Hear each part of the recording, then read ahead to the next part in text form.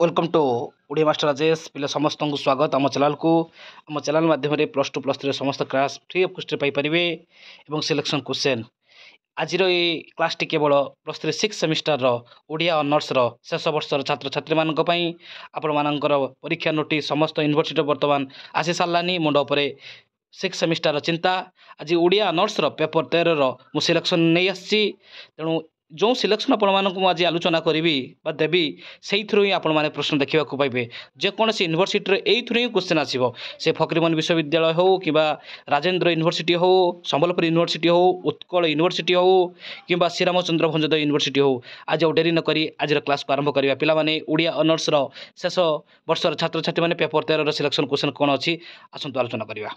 प्रथम क्वेश्चन कौन रही स्क्रीन सामने आपण आलोचना करी आत्मजीवनी कौन रही पिलाने क्वेश्चन कौन रही रे आत्मजीवनी संज्ञा स्वरूप लेख समालोचनार संज्ञा और स्वरूप प्रकार भेद लेख एवं मो फुटा डंगार कहानी प्रतिफलित फुतुरानंद साहित्यिक जीवन संपर्क में आलोचना कर एवं पश्चिम आफ्रिकार देखो गुरुत्वपूर्ण क्वेश्चन रही पिलाने गुरुत्वपूर्ण बहुत गुरुत्वपूर्ण पश्चिम आफ्रिकार ओडिया ढेंकी ग्रंथ पठन रे पाठकों मन भितर सृष्टि होता प्रतिक्रिया एक विस्तृत विवरणी प्रतिपादन कर।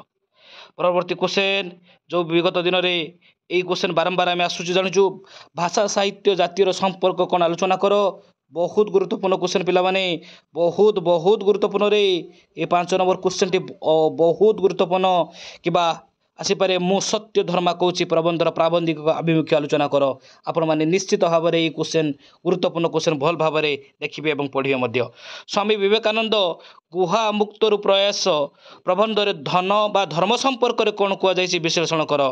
परवर्ती क्वेश्चन समालोचनार विधि प्रकार भेद संपर्क आलोचना कर बा भ्रमण कहानी आवश्यकता और स्वरूप प्रकार भेद आलोचना कर। फुतुरानंदर जीवन दर्शन संपर्क आलोचना कर कि पचारिपारे फुतुरानंद साहित्यिक जीवन पर आलोकपात करने सहित साहित्य दर्शन संपर्क में आलोचना कर। परवर्ती क्वेश्चन को जीवा क्षुद्र उत्तरमूलक प्रश्न कौन रे पिला अच्छी आत्मजीवनी क्या कहुए बा गदावरीश मिश्र आत्मजीवनी नाम कौन स्मृति सफल कहार जीवन मो कहानी ग्रंथर रचयिता नाम कौन समालोचना केते प्रकार साहित्य और समालोचना कहार समालोचना ग्रंथ। गुरुत्वपूर्ण क्वेश्चन पिलाने फकीरमोहन को समीक्षा किए करथिले गुरुत्वपूर्ण क्वेश्चन बारंबार क्वेश्चन आम देखीचु पचारुची मो फुटा डंगार कहानी के प्रकार आत्मजीवनी फुतुरानंद आत्मजीवन केत गोटी विषय सन्निवेशित होती कौन कौन आलोचना कर। पचारिपारे पश्चिम आफ्रिकार ओडिया ढेंकी भ्रमण कहानी केतोटी परिच्छेद रही आलोचना कर। वस्तुनिष्ठ प्रबंध क्या कहुए पंडित गोपबंधु दास क्यों साहित्य पत्रिकार संपाद पत्र संपादन करुले सॉक्रेटिस शास्त्र कौन कहते। परवर्ती क्वेश्चन शंकराचार्य केते दूर पदयात्रा करथिले एवं आत्मजीवनी क्या कहुए प्रथमे ओडिया आत्मजीवन नाम लेख भ्रमण कहानी दुईटी स्वरूप उपस्थापन कर। वैधिक समालोचना कौन। गुरुत्वपूर्ण क्वेश्चन पिलाने फुतुरानंद को प्रकृत नाम कौन एवं तांको संपादित जनप्रिय पत्रिकाटी नाम कौन। फुतुरानंदर हंस संपर्क कौन कहते श्रीमती दयाल किए प्रेम विसारर रंगभूमि किए भाषा और जातीयता कहले कौन बुझ सॉक्रेटिस विरुद्ध की अभियोग थिला नूतन धर्मर प्रकृष्ट उपाय कौन।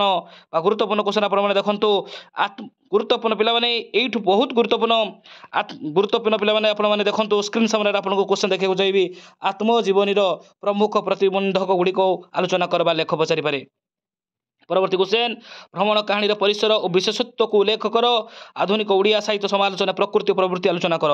बात्सल्य श्रुति किपरि अपशोभा बा जीवंत मो फुटा डंगार कहानी अवलंबन आलोचना निश्चित भाव में ये मो फुटा डंगार कहानी पर आपण मैंने गोटे गुरुत्वपूर्ण क्वेश्चन टी आपण मैंने देखा पाइबे। परवर्ती क्वेश्चन को आलोचना करी पश्चिम आफ्रिकार ओडिया ढेंकी भ्रमण कहानी लाइब्रेरिया जनसाधारण सामाजिक जीवनधारा और शिक्षानीति संपर्क परिचय प्रतिपादन कर। गुरुत्वपूर्ण क्वेश्चन पिलाने बहुत गुरुत्वपूर्ण पिलाने बहुत भाषा जातीय प्रबंधरू भाषा जाति कौन पचारे दे पिलाने भाषा जातीय प्रबंधरू लेखक जातीयतावाद मनोभाव परिचय प्रतिपादन कर और सत्य धर्म चिरमर पठित प्रबंधरू उक्तिर सत्यता दर्शावा प्रतिपादन कर मध्य पचारिपारे। परवर्ती क्वेश्चन पठित भगवत प्राप्ति एक दीप्तमान विषय पठित प्रबंध को भित्ति करी आलोचना कर। ये थिला आपण मानकर पेपर जो ओडिया ऑनर्स शेष वर्षर छात्र छात्री मानक सिलेक्शन प्रश्न उत्तर आशा करी ଆପଣମାନଙ୍କୁ ଏଇ କ୍ୱେଶ୍ଚନ୍ ଆପଣଙ୍କୁ ବହୁତ ସହାୟକ ହେବ। ଆପଣମାନେ ଦୟାପୂର୍ବକ ଏ କ୍ୱେଶ୍ଚନ୍କୁ ଭଲ ଭାବରେ ଦେଖନ୍ତୁ, ପଢ଼ନ୍ତୁ ଏବଂ ଆପଣମାନଙ୍କ ପରୀକ୍ଷାରେ 100% ମାର୍କ ରଖନ୍ତୁ। ପିଲାମାନେ ଆଜି ହିଁ ଆମ ଓଡ଼ିଆ ମାଷ୍ଟର ରାଜେଶ ଚ୍ୟାନେଲକୁ ଲାଇକ୍ କରନ୍ତୁ, ସବସ୍କ୍ରାଇବ୍ କରନ୍ତୁ ଏବଂ ଅଲ୍ ନୋଟିଫିକେସନକୁ ଅନ୍ କରିଦିଅନ୍ତୁ। ଜୟ ଜଗନ୍ନାଥ।